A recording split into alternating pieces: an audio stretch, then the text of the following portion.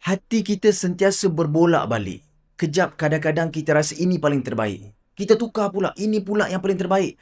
Dan kita pun kadang-kadang tak tahu mana satu jawapan yang Allah Subhanahu Wa Taala redha.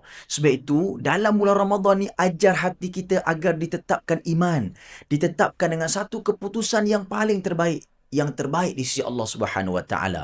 Kita baca doa ni sama-sama, insya-Allah hati sentiasa dipandu dan diberi hidayah oleh Allah Subhanahu Wa Taala. Bismillahirrahmanirrahim. Allahumma ya muqallibal qulub, thabbit qalbi ala dinik.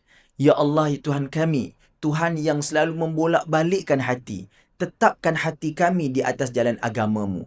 InsyaAllah, kita tak akan jadi orang yang semangat pada awal, tetapi semangat perjuangan kita akan kekal hingga akhir perjalanan. Dan yang paling penting, bila Allah tetapkan hati kita dalam iman, maka kita juga akan mati dalam iman. Itulah keinginan kita. Amalkan, pasti mustajab.